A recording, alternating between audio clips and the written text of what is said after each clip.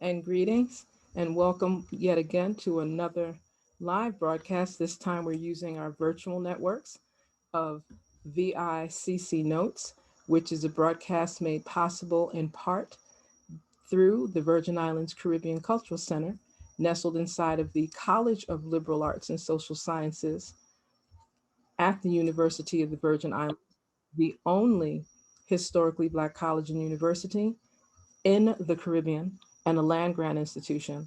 And tonight, we're going to have the joy and privilege of having a really wor- world renowned. I need to make sure I highlight that. This is not just a hemispheric scholar in terms of only things that happen in the US or only things that happen throughout the Americas, but this person is really able to share with us his skills, talents, and expertise, his intellectual work, his independent research, his institutional awareness and understanding.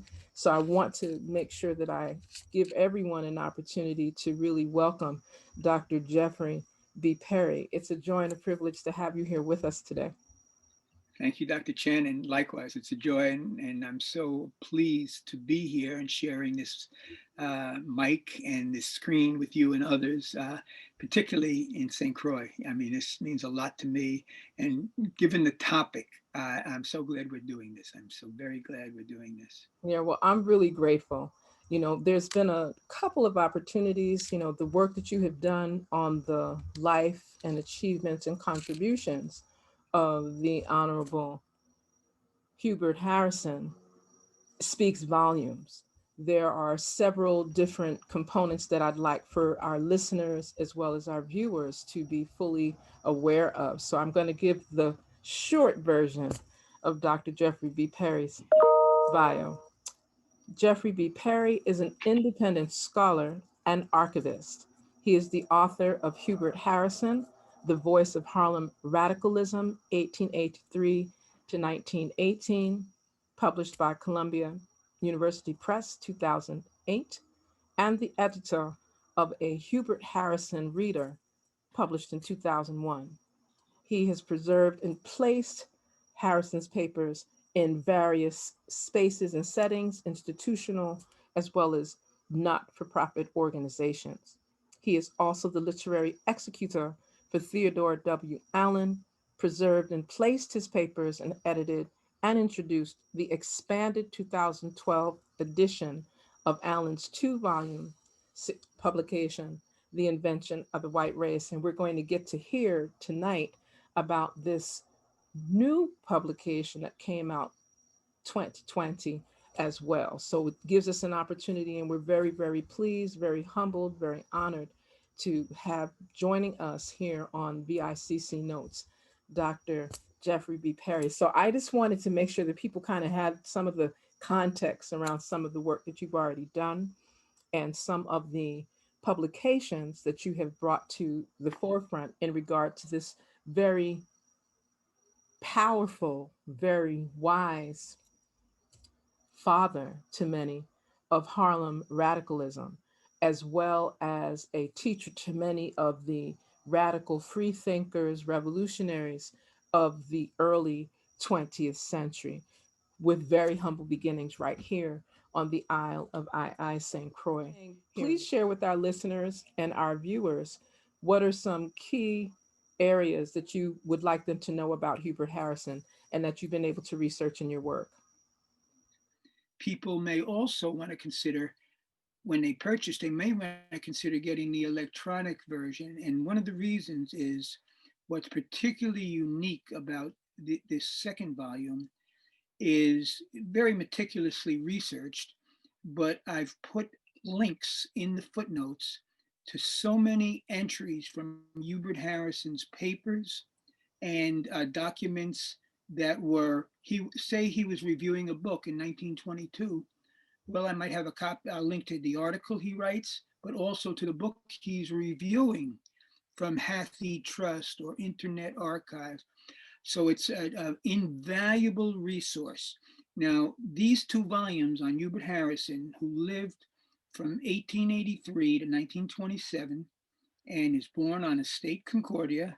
His mom was a Bayesian immigrant worker, came to St. Croix, and his father had been born enslaved, and he grew up on Concordia, and then in the Watergut section of Christiansted. I mean, he lived in poverty, right? And this 2-volume biography on Hubert Harrison is, I believe, the first full-length multi-volume biography of an Afro-Caribbean, and only the fourth of an African American, after those of Booker T. Washington, W.E.B. Du Bois, and Langston Hughes. Mhm. So, St. Croix, you're sitting on a giant. And, and, and we're glad that you said that, because some people overlook the power, the strength, and the importance of this great scholar. Some persons actually forget sometimes that he too provided a opportunity for many persons of note to even be recognized internationally from very humble beginnings. So give us an idea, what motivated some of your research around Hubert Harrison? What made it where you focused on him, so heavily, so deeply? Well, okay. Well, I mean, the three things I've worked on primarily over the last 40 or 50 years were Harrison, this Theodore W. Allen, who you mentioned also, who was another autodidactic, independent working class scholar, as was Hubert Harrison, and authored The Invention of the White Race, a lot of primary research in 17th century Virginia, set a wonderful example for me to how to really go after this stuff. And then I was active for over 30 years in the post office, involved in strikes and battles against management and battles against an organized crime dominated union. And we struggled. We had a black led national president for a while until they came after him. And then they came after me because I was the editor, So a long history of struggles. And I did over 500 articles in the Mhm. in the post office, which were trying to place. I had them placed. Then the union came down and scared the repository off. But I think they're now going to be all placed up at UMass Amherst alongside Du Bois's papers and those of Allen. But in answer to the question about Harrison, um, my roots are all working class, entirely working class. I don't think no one ever went to college, and I'm not sure if anyone ever finished high school. But I had a chance to go to college and a few colleges, and I picked up some degrees. The last few while working in the post office, while working, mostly the night shift.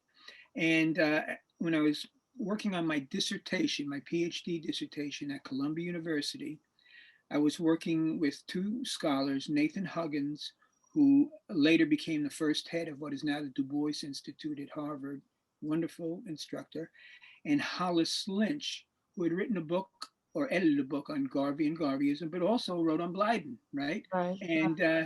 And he's from Trinidad and Tobago. And I actually stopped at his place. I've over the years, with no money, I've traveled some places, right? And so, and I still stay in touch with him somewhat. He's living in New York. We're both getting older. But I was writing because I wanted to see social change in this country. And we're seeing the worst manifestations of what this country is in the last few days.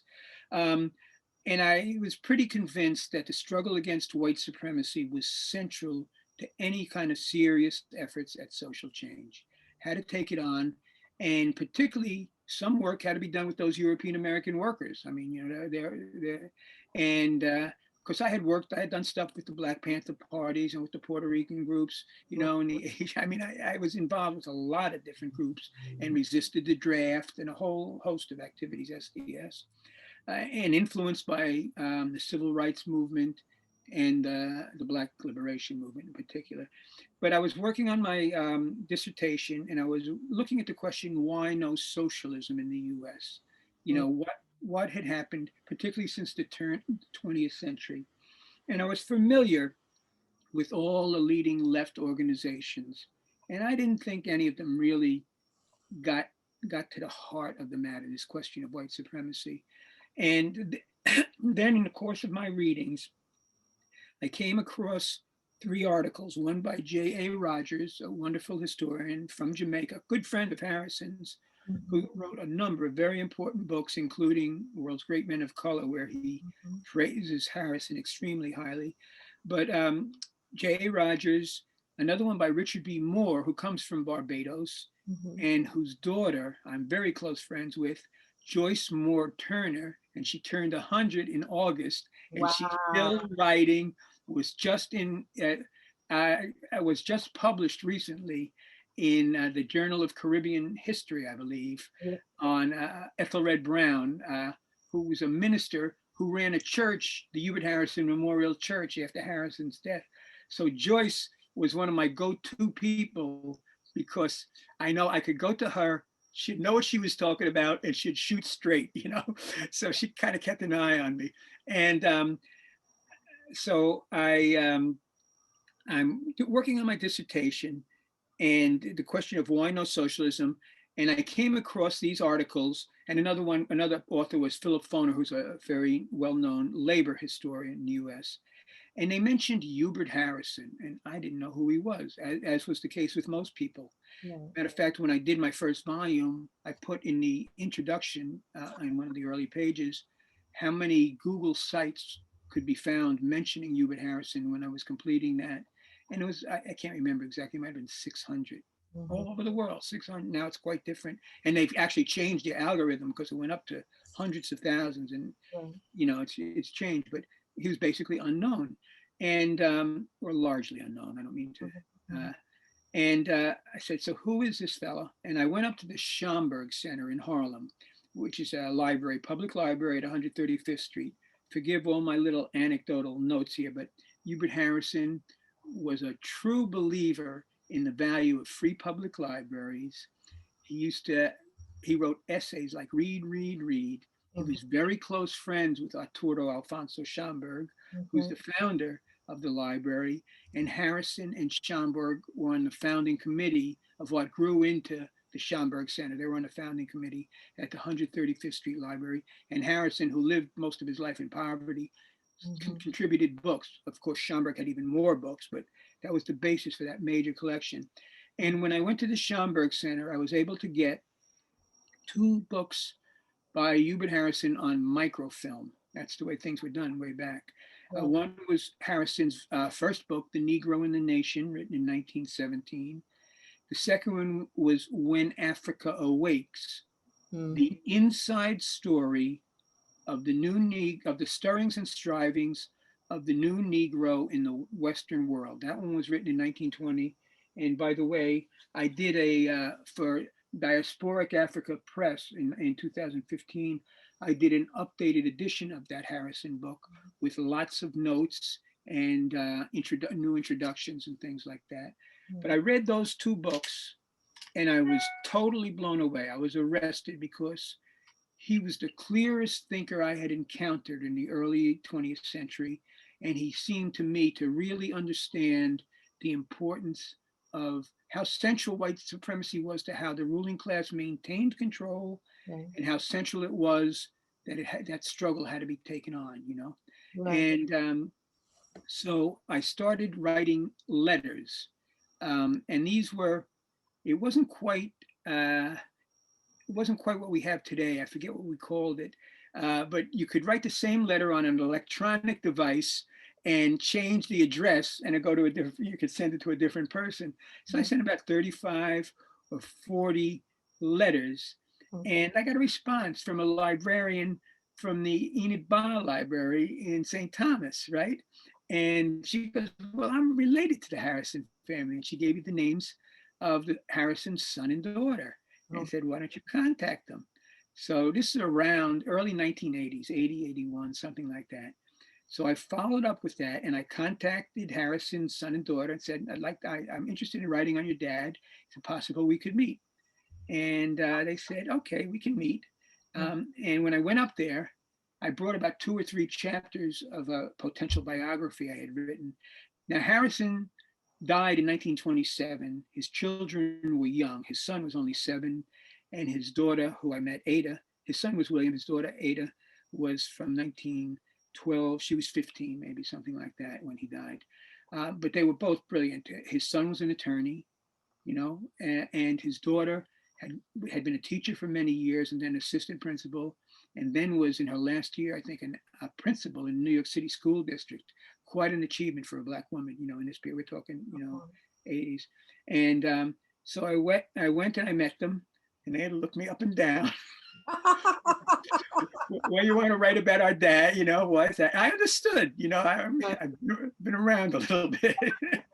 And I said, well, I think he's that important. And I explained, as I'm explaining to you.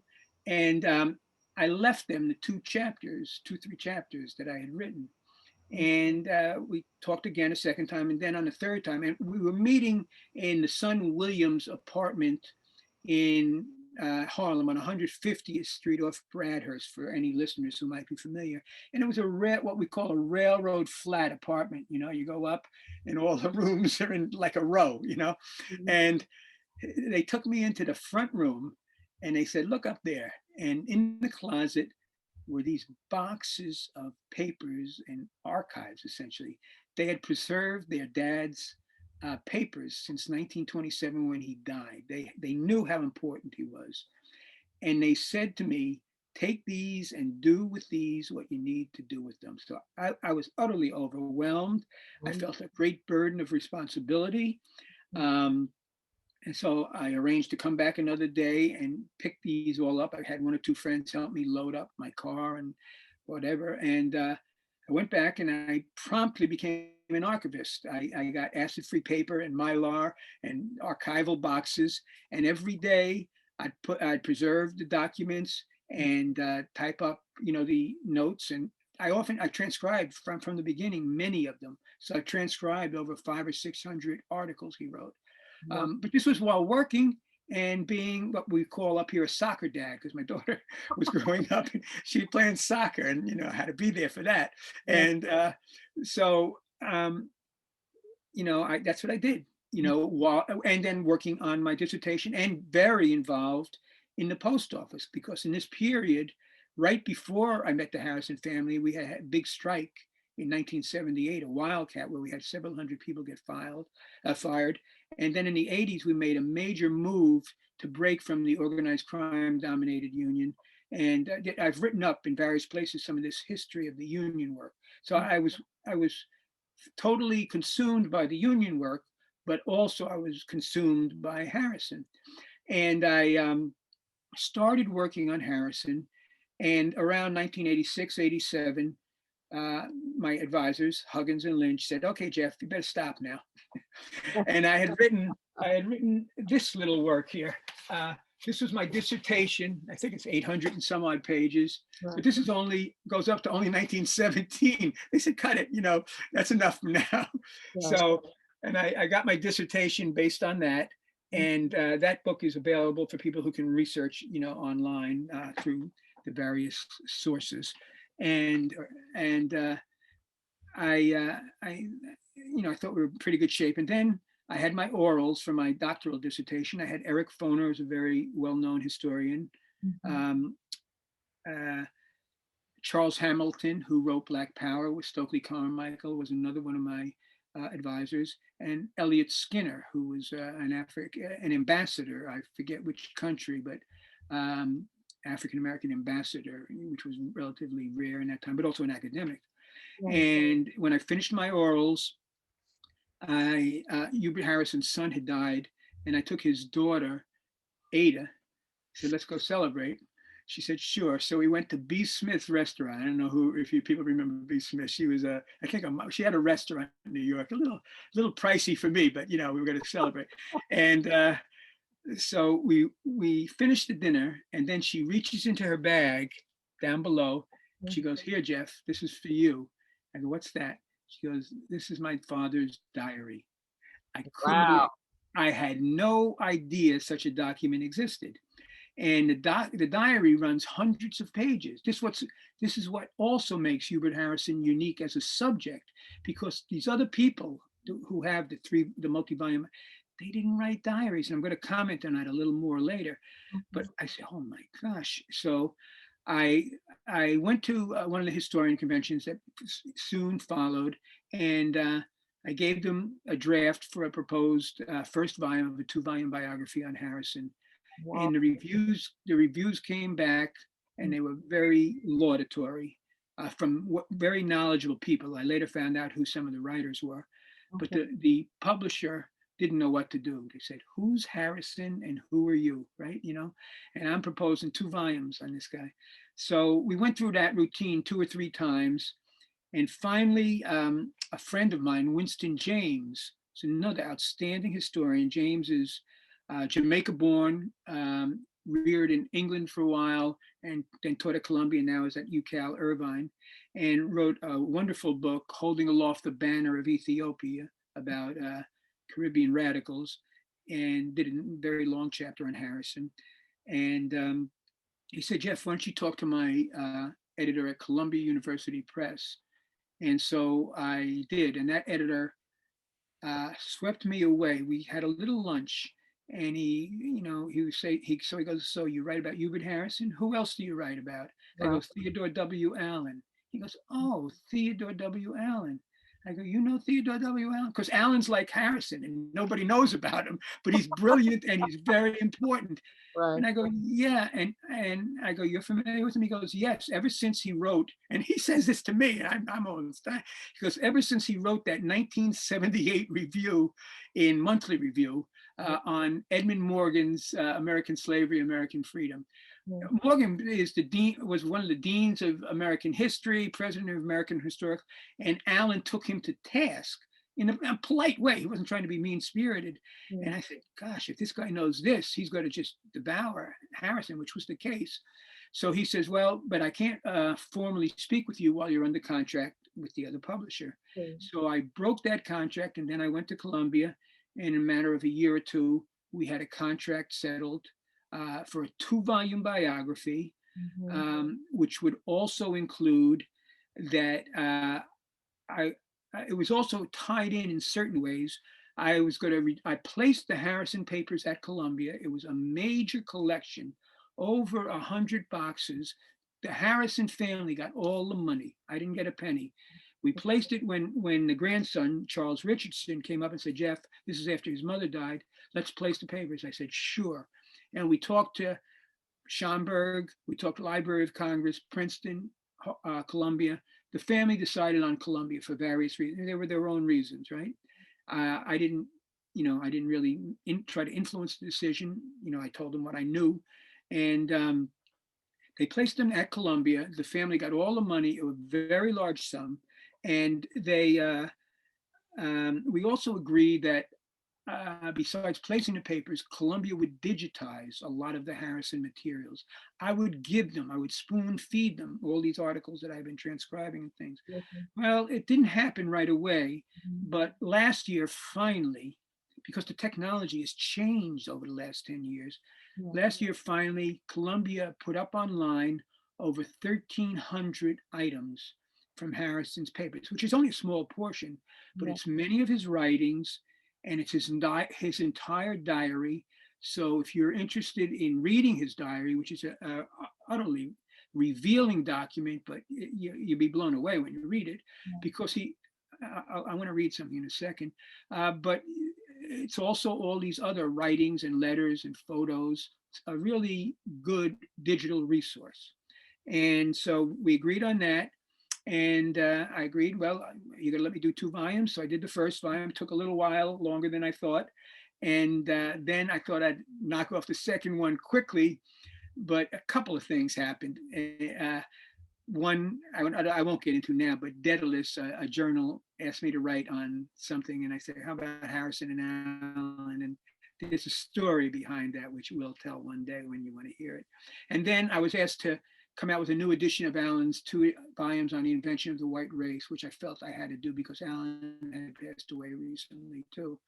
So then after that, I finished up on Harrison. But this was a big task, because second volume right here, you may see the front cover some places, but that's the side. It's 1,000 pages. That's volume 2. It's a big book. First volume's only 600 and some odd pages. Only So 600, only 600. You only yeah, 600. so that's 1,600 pages on this Crucian, right? And the father of Harlem radicalism. Mhm. And so that's a little bit of the background, how I got to do it. And what attracted me to Harrison was, in particular, um, two things that I had also picked up from Alan. When I was reading Harrison's books on microfilm, he understood, he articulated very clearly in those books I mentioned that the white supremacy was not, it served capitalist interests. It didn't serve the interest of working people. And it certainly didn't serve the interest of European American workers, despite what they're told and what everybody else is told. And that racism was not innate, that, and it should be struggled against. And it was central to any struggle, to any efforts for social change, that the struggle against racism, white supremacy, however we phrase it, was central. So Alan had that, Harrison had that, and that kind of got me going. But along the way, Harrison gave me an education in many areas, and as did Alan. So in the first volume, which some people may be familiar with, I open up with a lengthy chapter on his Crucian roots, which I encourage people to read. It took a long time, and it was hard for me to put together what I finally put together, because I'm from up here in New Jersey. I wasn't so familiar. It was tough getting documents. I went down to St. Croix. I went to Washington, D.C. I went to National Archives in New York and I think where were the other ones I went to? In Delaware, maybe there might have been some archives. I went to Denmark, but still I couldn't, I didn't have much. And then through the St. Croix African Roots Project, I was able to piece together a lot more of his family history and tree. And so I put that together, and it fit right in. It made a lot of sense with everything that came later. And I talked bits about Crucian history that I learned from people and friends. And that, of course, that Crucian history influenced Harrison. And I talk about all this in volume 1. Everything from 1848 to 1878, some of the key dates, some of the key people. And Harrison's a schoolmate of D. Hamilton Jackson, and Jackson's father is one of his instructors. And so he had the advantage, although he only went up to about 9th grade education, he got a far better education in St. Croix than most African Americans were getting, particularly down south in the US.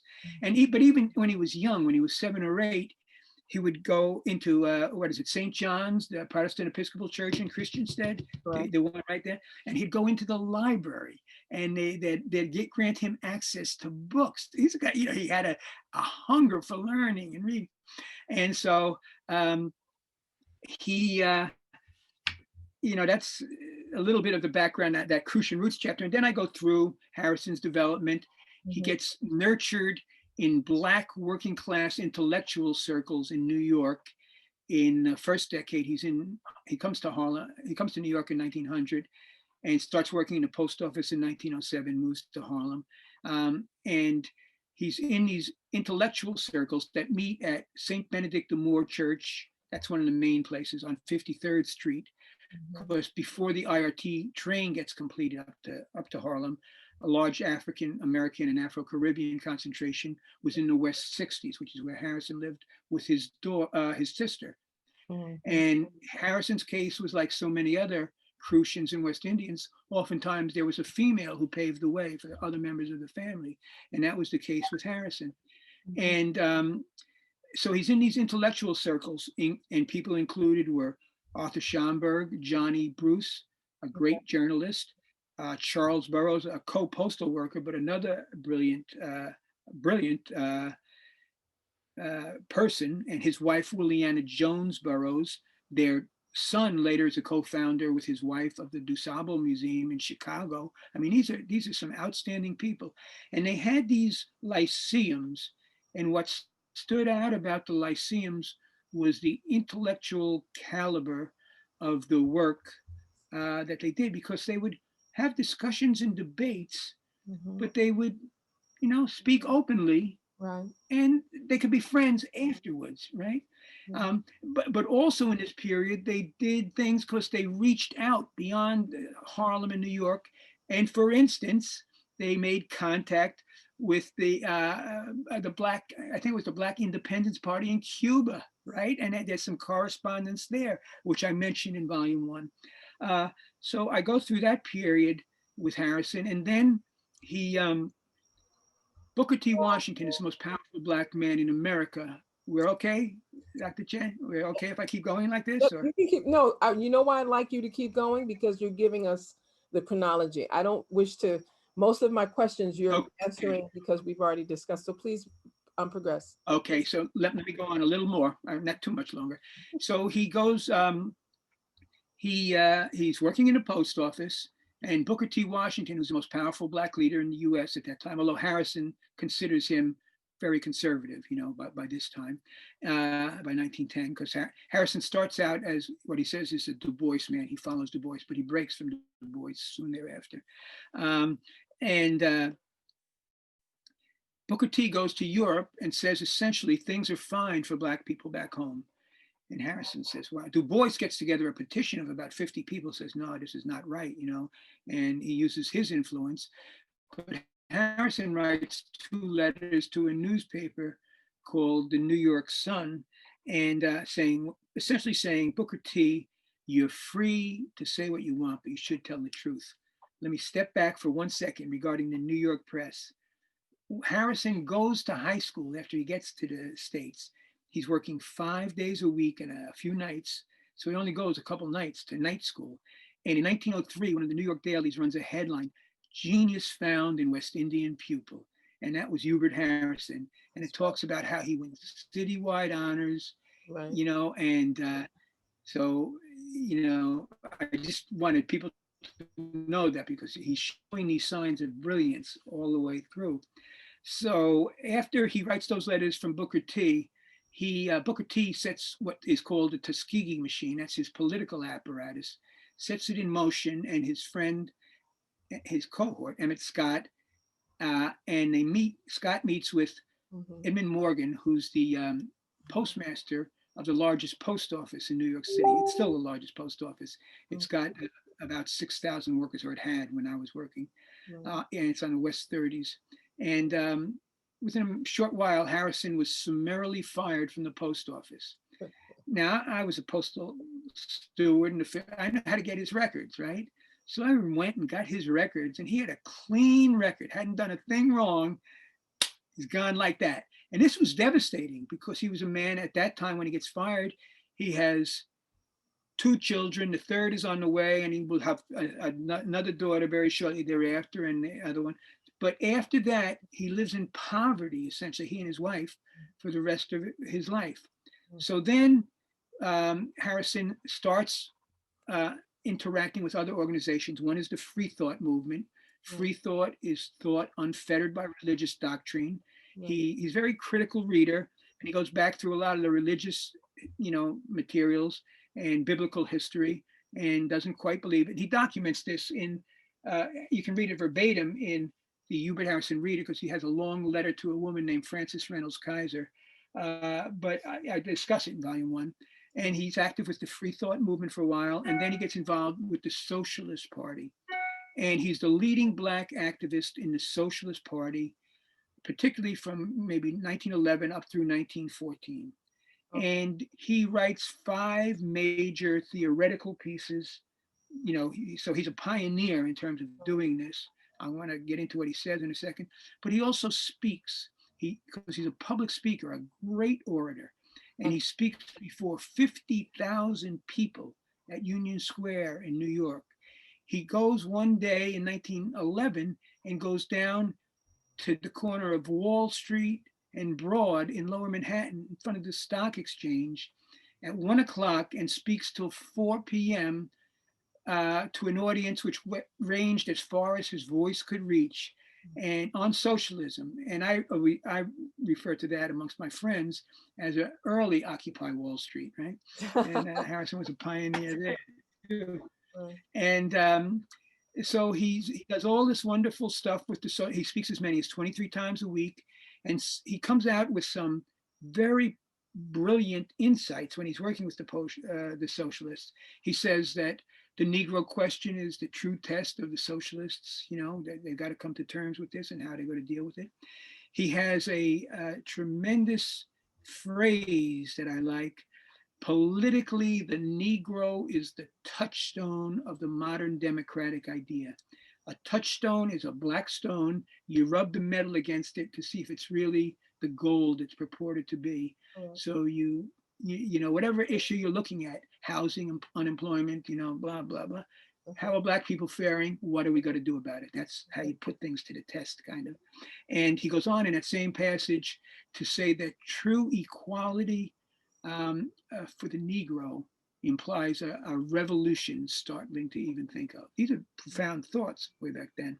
And he continues to agitate for this, but he doesn't get, he tries to initiate a colored socialist club. It lasts for a few months, but doesn't get the support he wants. Right. And then there's a number of things that are written in the socialist press. And by 1914, he concludes, and this is very pivotal, and it's another very profound insight.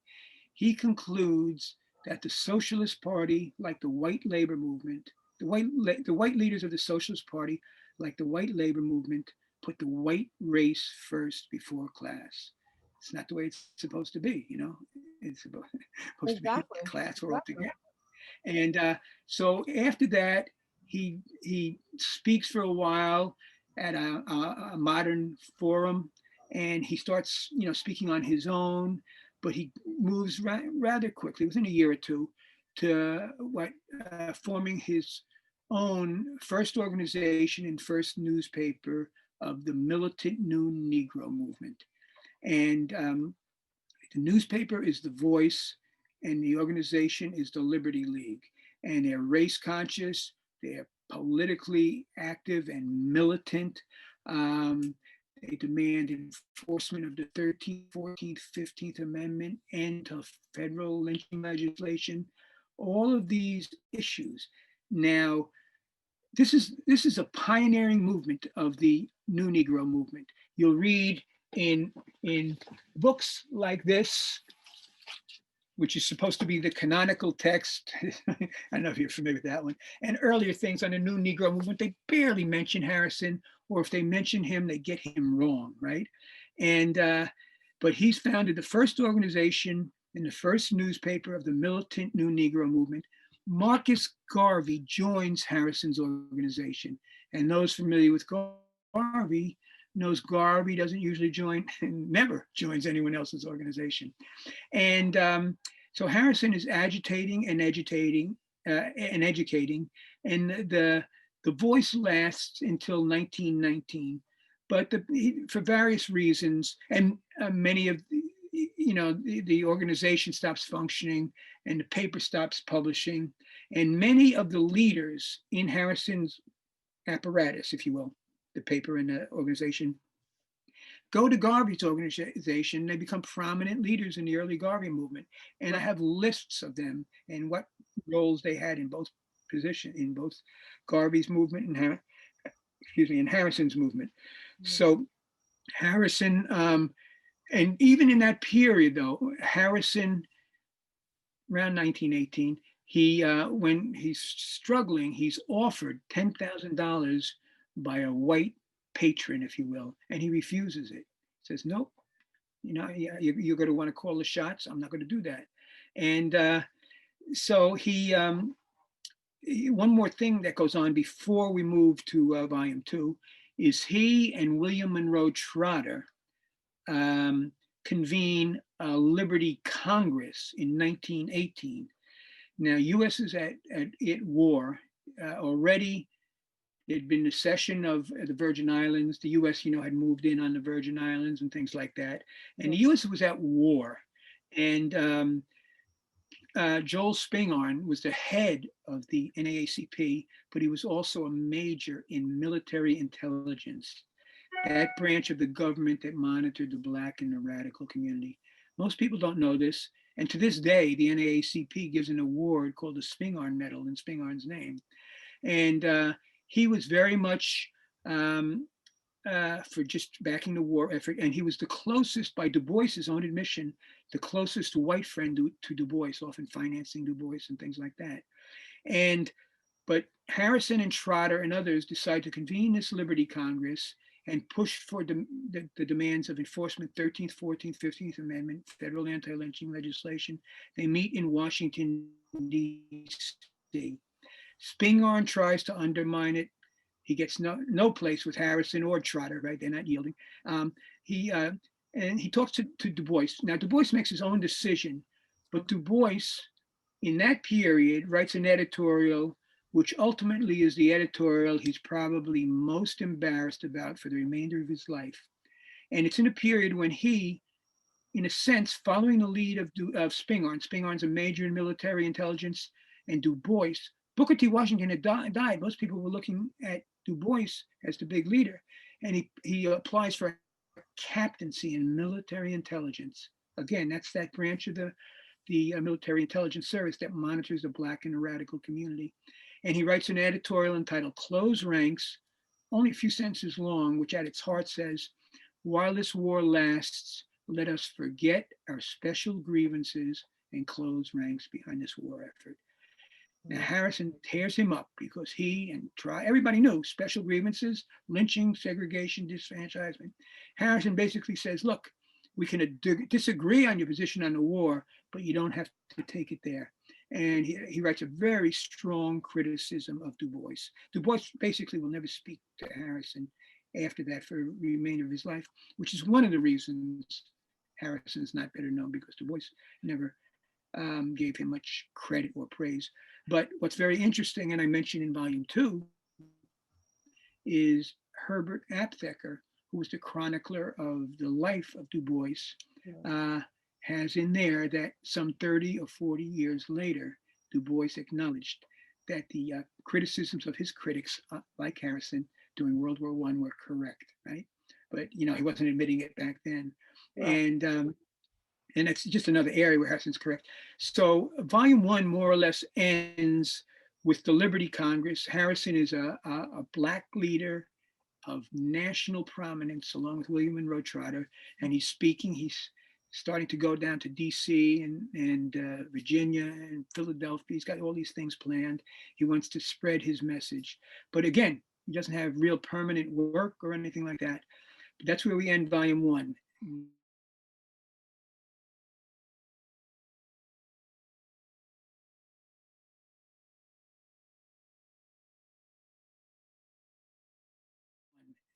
Now, volume 2, if that's okay. I'll do it quickly. I don't want you to do it quickly. I want you to take a moment, because that's a lot of information for our viewers and our listeners. And I'd like to make sure persons are able to come back to the point of where we started, that, Okay. having this conversation with Dr. Jeffrey B. Perry, who is an archivist, independent scholar, and has spent a significant number of decades really immersing himself in the research and the publication of work on Hubert Harrison, a native son of St. Croix. And I think and a person identified as the father of Harlem radicalism. That's pretty powerful when you have someone that is not from Harlem, so called, because I think everybody in Harlem was from everywhere else, especially in the Caribbean. And you've mentioned a number of persons that I want persons to also look at. This is a powerful bit of history that you've shared with us, Dr. Perry, because not only are you giving us information that's linked to your Hubert Harrison reader that was published in 2001, and I hope you can still hear me, but you also spent a significant amount of time putting energy to re-editing the work by Hubert Harrison, When Africa Awakes. And what I found, make sure I give the whole title, The Inside Story of the Stirrings and Strivings of the New Negro in the Western World. I think it's important because persons that have not, to this day, really immersed themselves in that particular work, which is stellar, right? And so I'm very grateful. I have an old version, but I also am grateful of getting your edition as well. And I also wanted to highlight that in terms of your work around Hubert Harrison, the uh, voice of Harlem radicalism, 1883 to 1918, that was produced 2009. This current work that's really focusing on Hubert Harrison, the struggle for equality, 1918 to 1927, produced by Columbia University Press, 2020, gives a very thorough, comprehensive set of information, research, a variety of references, so that any scholar, any student, any educator, and I'm highlighting the piece on educator, can then teach about this very great elocutionist, orator, scholar, from very humble beginnings, and the way that his life should be celebrated and his achievements respected. So I'm very grateful. And I just wanted to share that part so that persons can also be comfortable going to your website as well, for those persons that that desire to get more information in regard to some of the, because I know you have a lot of articles and a lot of resources on your website. Now, section Thank you. volume 2. Yeah.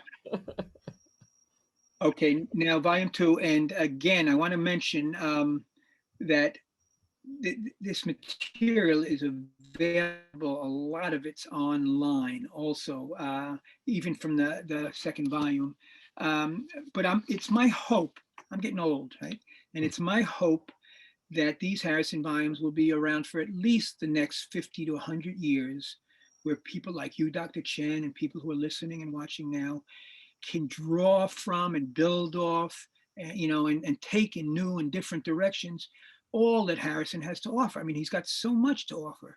And I'm glad you pointed out about the New Negro, because he really is a pioneer of the New Negro movement. He founds that first organization and newspaper in 1917.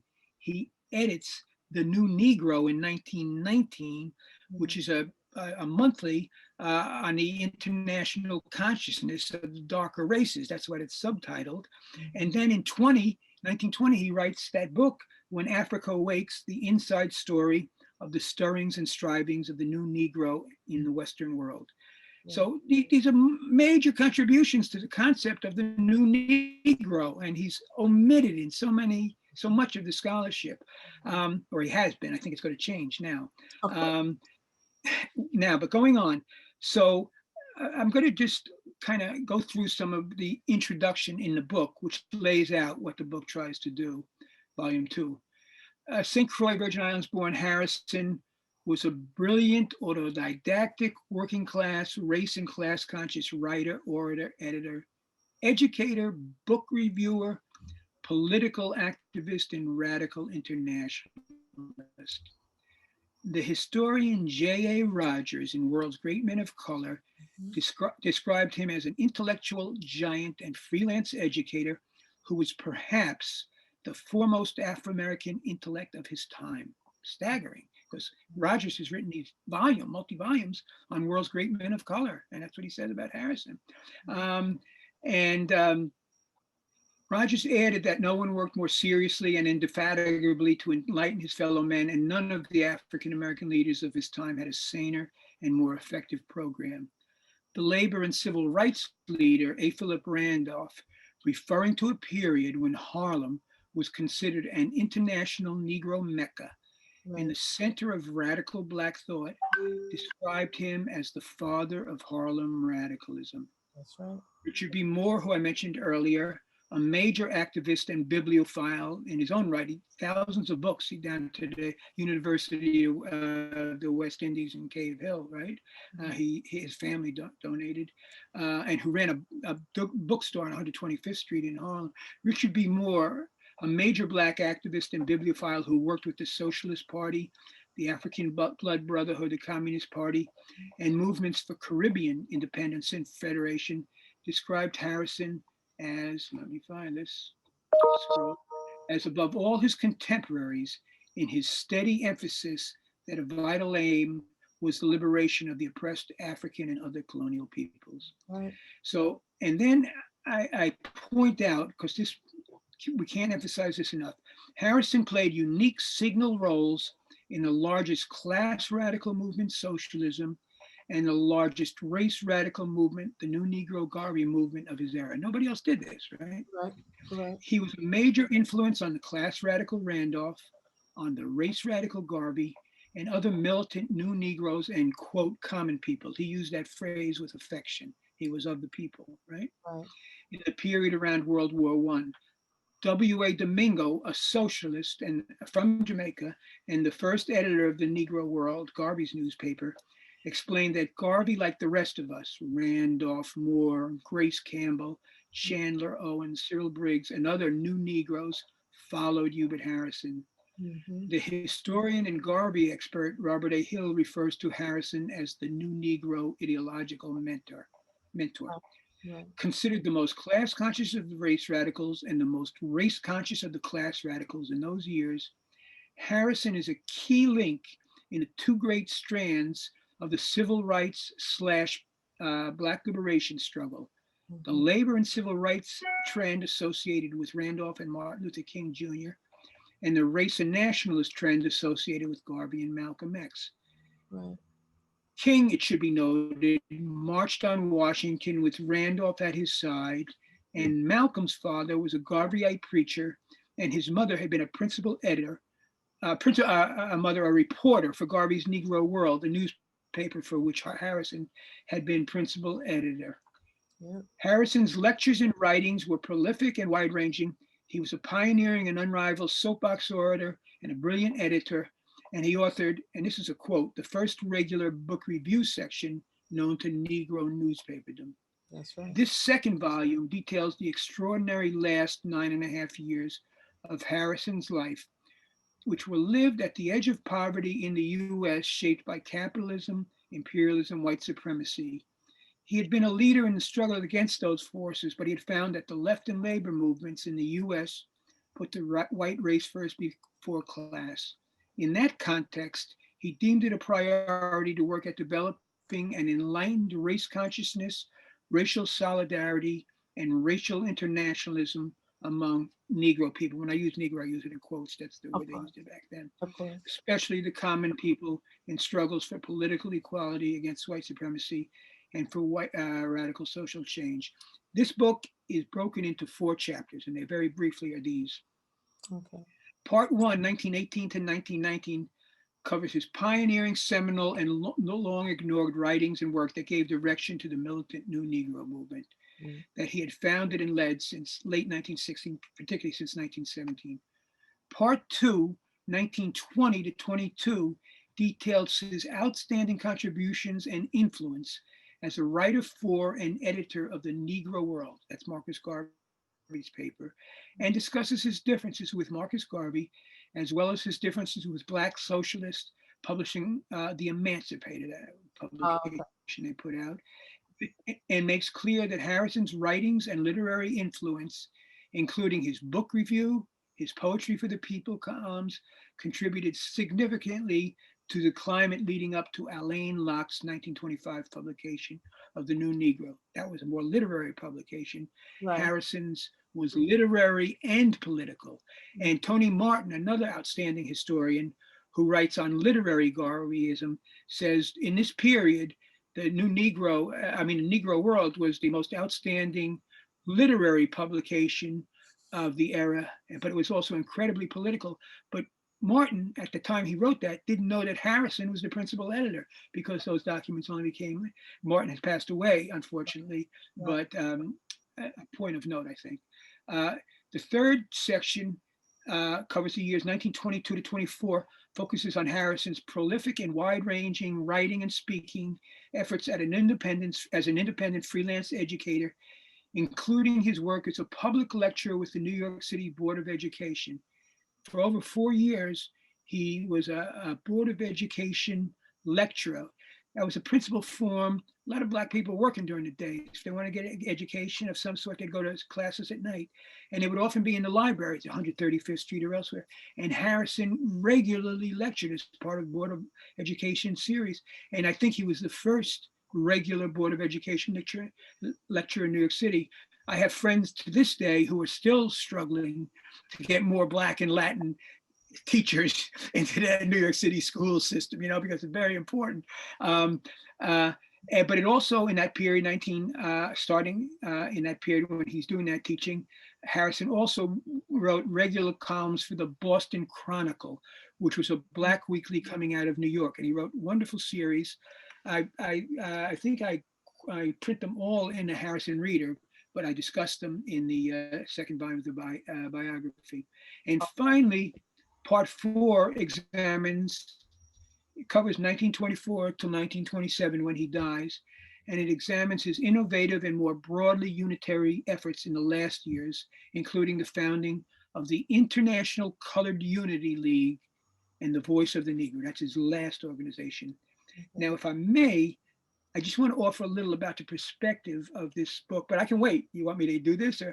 Actually, I want you to keep that train of thought. I just know that you've mentioned, again, a significant number of persons that were influenced by Hubert Harrison, and equitably, he influenced many, many others.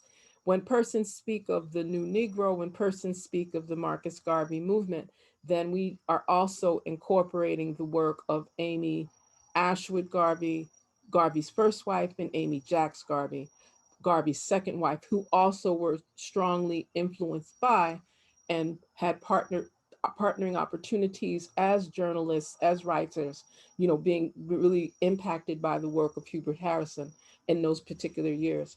It's also important to observe the number of persons that are coming from the Caribbean, from the Virgin Islands, from Jamaica, from Trinidad and Tobago, as well as other parts of the Caribbean, not only English speaking, but also out of the Dominican Republic, out of Cuba, out of Puerto Rico, as well. And we start to look, you're mentioning persons that we need to recognize have sometimes been identified really just as unsung, not even unsung heroes, just unsung. And again, you're saying, doing multiple speeches each week, teaching in the public libraries, publishing in various newspapers.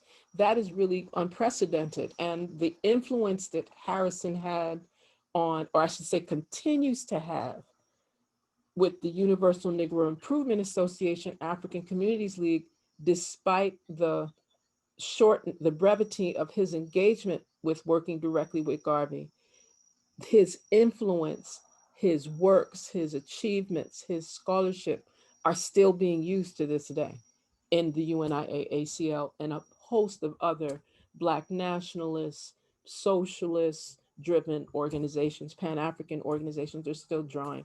So when you made those commentaries to to the persons that you worked with while you were at Columbia, like Professor Elliot Skinner, he's very much respected to this day in Burkina Faso, formerly Upper Volta. So that's where Dr. Skinner was doing that ambassadorial work. But even when you spoke of Dr. Hollis Lynch, and here at the University of the Virgin Islands, we were very honored to have him as the keynote for the distinguished lecture series honoring Dr. Edward Wilmot Blyden, and to have Dr. Hollis Lynch as the keynote in 2012 here at the University of the Virgin Islands was just, it still sits well with us, because this is something that not only the University of the Virgin Islands highlights, but this is very important to the Virgin Islands community in general, to really celebrate and honor, one of our native sons. So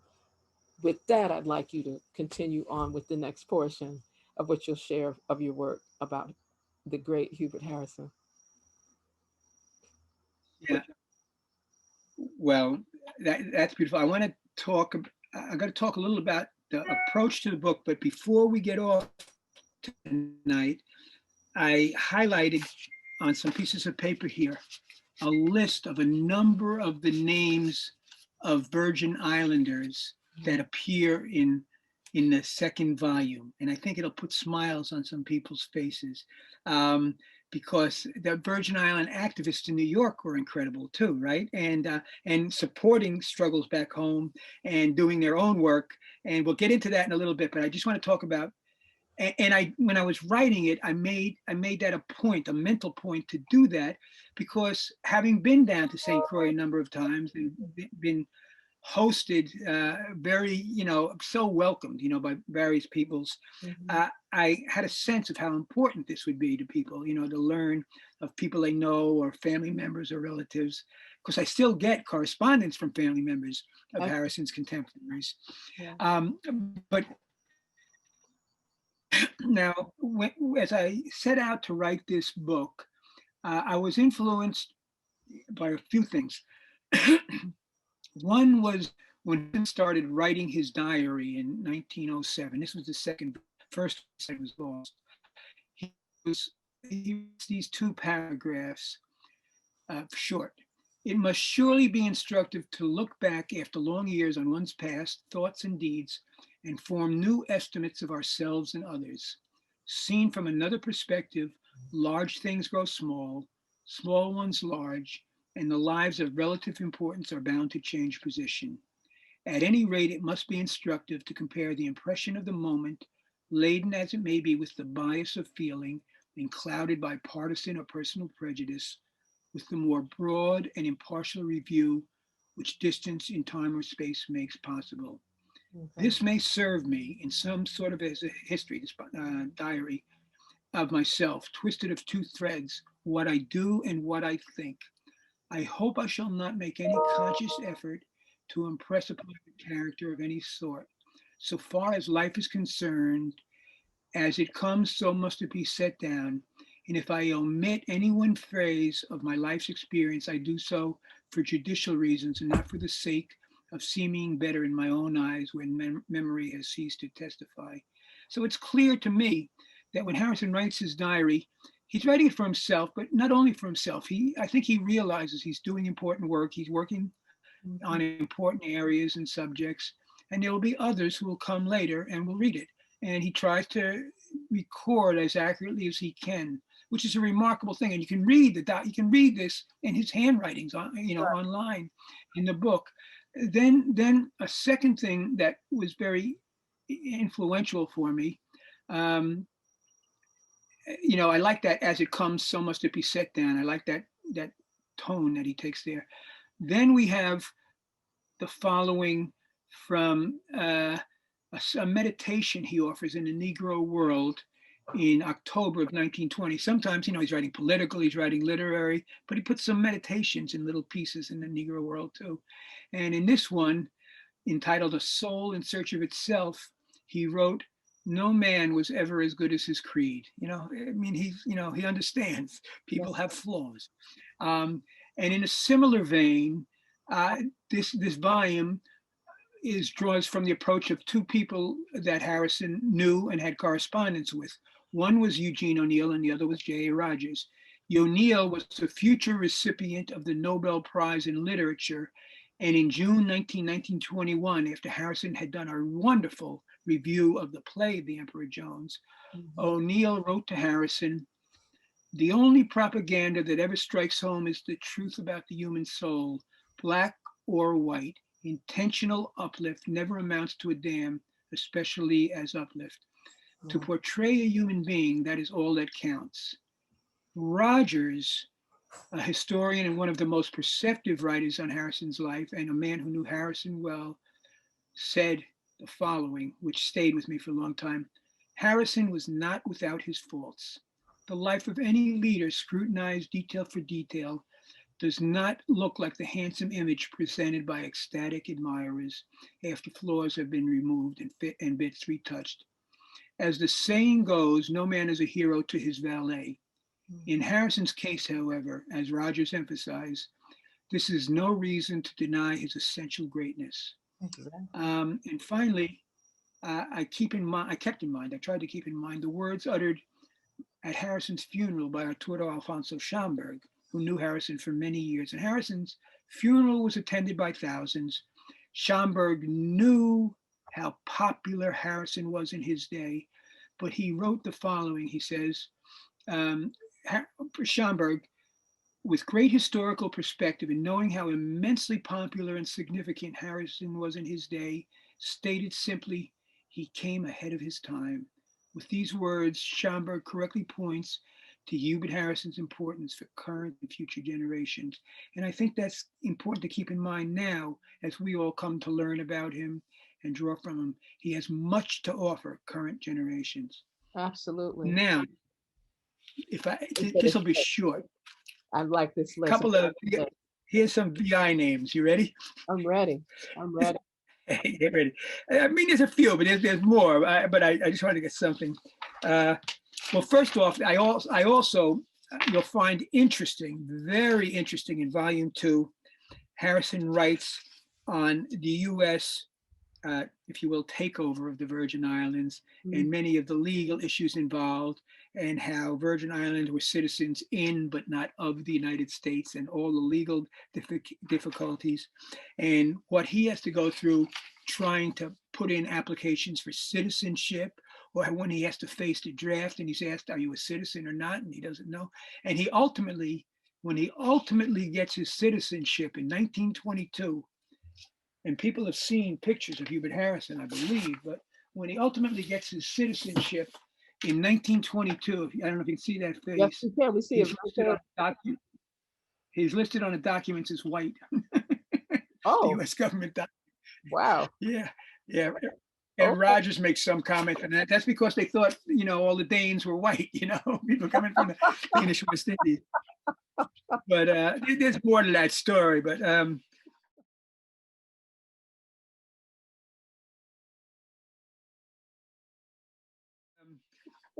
so now, Harrison did appear on one such trip in 1919. In February 1919, he attended a packed meeting at the headquarters of the Virgin Island Protective Association, VIPA, at 45 West 133rd Street. VIPA's vice president and co-founder, Miss Elizabeth Hendrickson, shared and explained that the meeting aimed to devise ways and means of alleviating the present intolerable conditions existing in the islands due to maladministration in its worst form. Hendrickson castigated the Southern cracker-style rule by the U.S. Navy under Rear Admiral James Harrison Oliver, the naval governor of the islands, who had issued a proclamation putting an end to free speech. She also introduced Reverend Dr. Perry, could you say her first name again, please? Elizabeth Hendrickson. Elizabeth Hendrickson, thank you. She also introduced Reverend Paul, a former St. Croix schoolmaster who offered a prayer, and then the organization's president and co-founder, Ashley Totten. Totten spoke of civil disturbances on the island, the oppressive behavior of the armed U.S. Marines, the native police and civilian forces were disarmed, and the consequent spread of immorality and disease, because this was, Harrison referred to it as Southern crackerism run wild down in St. Croix, and a little bit like what we saw in DC yesterday. I'm sorry, that's a sidebar. Reality. Yeah, right. And another St. Croix native, Richardson, who was discharged from his duties and driven from the island, protested the degraded activities of the Marines. Totten also read letters from the St. Thomas attorney, Octavius Granady, and from Reverend William E. Hendricks of St. Paul's Church in Philadelphia, but he was a Virgin Islander. Another St. Croix native, Reverend Jensen, along with Reverend Charles Martlin of a Moravian church, also spoke. After these speakers, Harrison spoke broadly, and then Anselmo Jackson, the organization's corresponding secretary, spoke. And following discussion, Mrs. McKenneth, a permanent resident of New York, recently returned from St. Croix, offered to provide an affidavit on the excesses of the U.S. Marines. So there you have a few names. I got a couple more of these, and just because one of them is from somebody who came to one of my talks in New York, and she has, Jeff, if you ever find something about my grandmother, let me know, and we got it here. So let's see. A major concern of Harrison politically was the land of his birth. He regularly kept abreast of developments in the Virgin Islands, and this was reflected in The New Negro, his publication. In September 1919, he discussed the island's unique position of being governed by U.S. Navy Department and noted that both the head of the department, Sumner Kittle, and Rear Admiral James H. Oliver, first governor of the island, were Southerners. Past experience he provided had shown that Southerners cannot be trusted to give good government to Negroes. He charged that Governor Oliver permitted U.S. Marines to commit all kinds of outrages, physical and sexual, on the inoffensive people of the islands, and that when Negroes there organized effective protests, Oliver was replaced and sent home in disgrace. U.S. Marines were similarly replaced by Negro policemen. In the October Negro World, Harrison explained, he talked about the new organization, industrial union, that was being formed by D. Hamilton Jackson, Harrison's boyhood friend. Interestingly, Harrison had helped Jackson's efforts as far back as October 1915. This is earlier than a lot of people realized. And I got this from some of these new publications that have been put up online, Right. you know, that are now available. When he chaired the founding meeting of the Danish West Indies Committee at St. Mark's Hall on West 135th Street in New York, Jackson had passed through New York on his way to Denmark to present concerns of the Danish islanders to the king and parliament, and the Danish West Indies Committee came together to support Jackson's effort. At that meeting, other speakers included a host of prominent people, but amongst the Virgin Islanders were Ashley Totten, James A. Glasgow, who stayed friends with Harrison's family for many years, Carl Hendricks, Victor Murphy, and Sylvanie Smith. That's the ancestor of my friend Sylvia Smith in New York. The DWIC, the Danish West Indies Committee, created a Jackson Fund, and committees of correspondence proposed to purchase a newspaper, plant and publish a newspaper in St. Croix. So they're helping. People here in the States are helping what develops later on in St. Croix. Right. The October 1919 New Negro discussed how in St. Thomas, the Black working people had elected Rothschild Francis, one of their own class, to the legislature. Other coverage from the period indicates that Francis' efforts were supported by the Virgin Islands Protective League, VIPL, in New York City, which was organized by Ashley Totten, and Elizabeth Hendrickson. So the 1920 census would show only 1,431 Virgin Islanders in all of New York. There was a core of outstanding activists in and around the Virgin Island Protective League.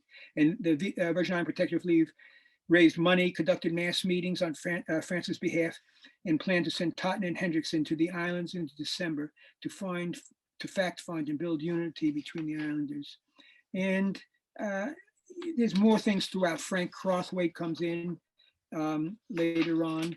And Selma Jackson is a good friend of Harrison's for many years. And his grandson has come to a number of talks here in the States, you know. Beautiful. And let me see if I got one or two more names that I just want to call to your attention, your listeners' attention. Oh, well, finally, one of the people that Harrison's in touch with is Mrs. Nancy T. Parris, Parris. And she and their daughter Eudora were early members of the UNIA and active in the synagogue of Rabbi Arnold Ford, a Harrison friend who had been active with the UNIA as a musical director. And so this was, why it's important is because Harrison had a sister, and her maiden name was Parris. Sometimes it was spelled with one S, 2 R's and 1 S, other times 1 R and 1 S.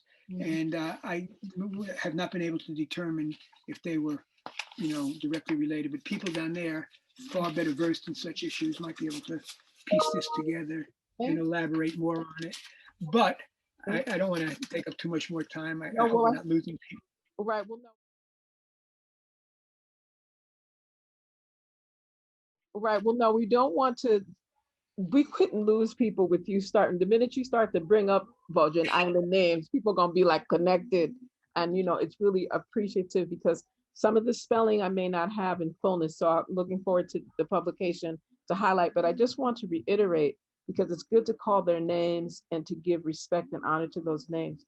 What you shared in terms of Hubert Harrison's work, Hubert Harrison's role and importance in history, not only of the Virgin Islands, not only in the Caribbean, not only in the US, but in the Americas and the world, is very significant. The fact that many persons refer to him as the father of Harlem radicalism, that's one space. Persons refer to him as one of the most advanced intellects and thinkers in the 20th century. Persons have referred to him respectfully as the Black Socrates. That is powerful in terms of his philosophical awareness and understanding and his ability to articulate these things very clearly with the form of social diagnosis that was far reaching beyond his time in the early 20th century. So with that, I just want to go over some of these names, because when you mention Eudora Parris, we have a large number of persons that are connected to the Parris family. Nancy T. Parris, again, Frank Carthwaite, your references to the Virgin Islands Protective League, which the fact that there had to be a protective league for Virgin Islanders, that speaks volumes. Your references to Rothschild Francis, Sylvani Smith, Carl Hendricks, James A. Glasgow, David Hamilton Jackson, Reverend Charles Martin, Samuel Jackson, and that goes very deep in terms of family and connection. Mrs. McKenneth, Octavius Granady, of course, the VI Protection Association of New York's president at that time, Ashley Totten, and there's a lot of land, history, and heritage connected to the Totten family. Reverend Paul Elizabeth Hendrickson. Just the fact that you provided so many significant names, and I'm going to say it again. We're looking at the Hendrickson family, the Paul family, the Totten family, the Granady family, the McKenneth family, the Jackson family, the Glasgow family, the Hendricks family, the Smith family, the Francis family, the Parris family, the Croix family, and others. That you just gave us like a little slice. We appreciate that little thread of the tapestry. Yes. I have to give one more. Forgive me for forgetting this one. Casper Holstein. There we go.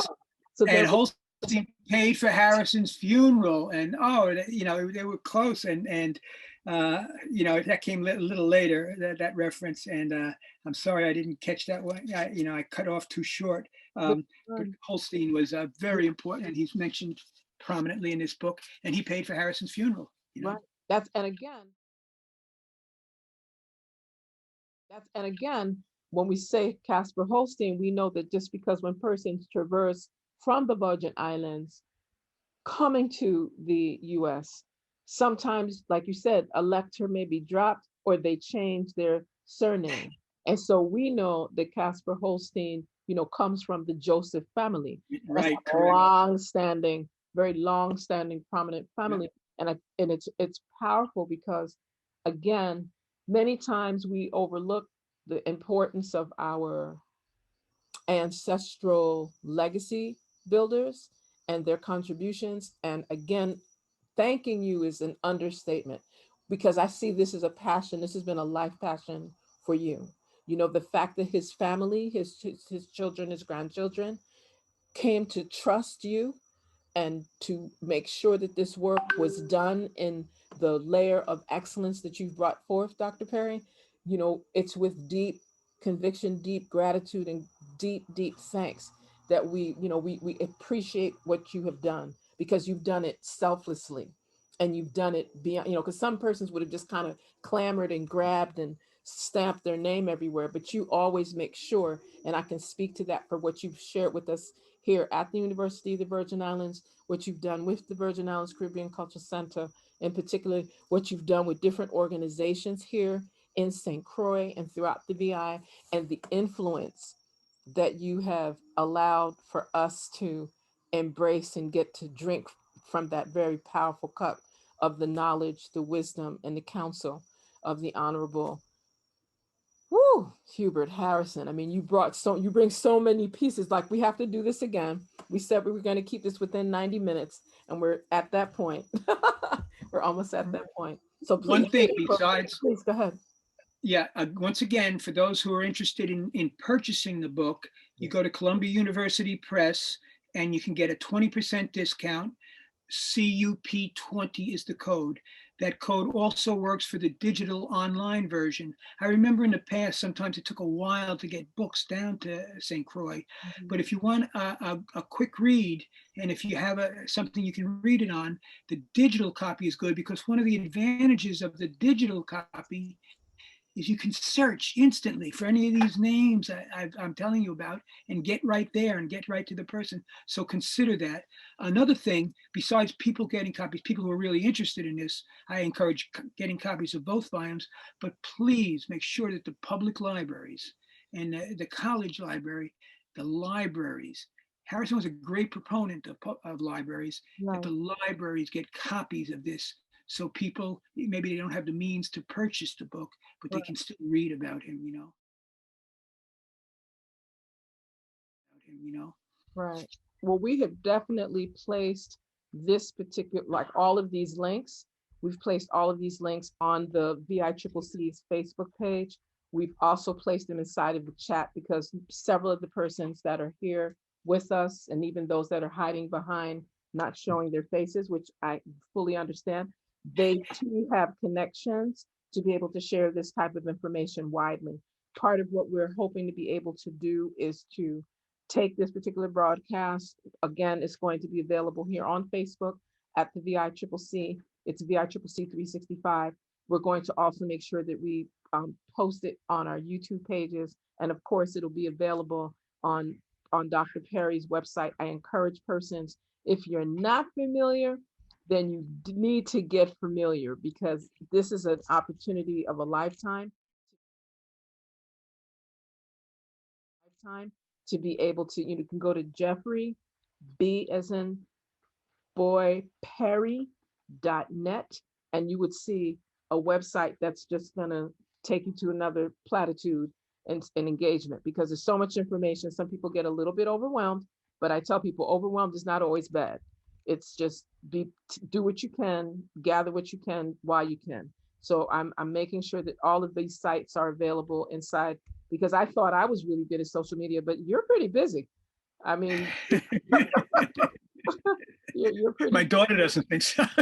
you know, and I have to find the, I mean, I'm very grateful. So with that, I want to make sure that persons, are able to go to the Columbia.edu site, and that way you can just get your copy using It's the, Columbia University Press, not Columbia EDU. Columbia University Press, gotcha. Uh, and then there you go. You type in Harrison. They say which books you want, okay, name of the beautiful. book or something. Beautiful. What Thank what you. I have, what I've posted is their link that takes you straight to that adding the cart piece, so that persons can decide, they can get access to a number of the publications as an ebook or a hardcover, as well Mhm. as the paperback, and again, we're very, very thankful, Dr. Perry, for you just taking time with us here on VICC Notes, especially on an evening, and regardless of, I can say some jokes of some of the connectivity issues we were having this evening. But once you started talking, it seemed like everything just kept going. So thank you. So you can tell I've been secluded for a while with this COVID. I see a person. Wow. So I'm very, very grateful. I also want to extend thanks that are being shared inside of the chat from some of the participants here, as well as persons that are viewing on Facebook. So again, we want to thank you, Dr. Jeffrey B. Perry, for sharing a slice of the tapestry that you developed and doing this extensive research on the Honorable Native Son of St. Croix, Hubert Harrison, and we're looking forward to having another conversation and continued works uh, with you in the very near future.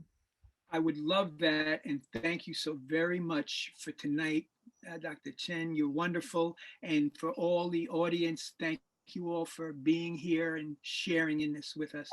We all, I think, have a role to play in bringing Harrison to current and future generations. So let's get on it. I agree with you.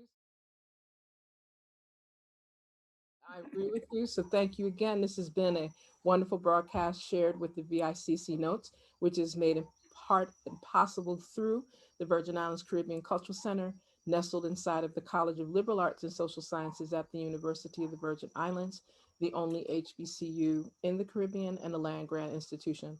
If you'd like more information, feel free to email us at viccc at live.uvi.edu. And for those persons that still do telephone calls, which is fine, 340-692-4272, or you can just look for us at viccc.uvi.edu. And remember that culture heals humanity, land is our foundation, and spiritual harmony unifies us. We're very thankful for all that have supported this evening's discussion on the Honorable Crucian Son, Hubert Harrison, and we encourage you to keep doing your part to keep Virgin Islands Caribbean culture alive. And until our next broadcast, live free, live safe, and definitely always live up. And good night.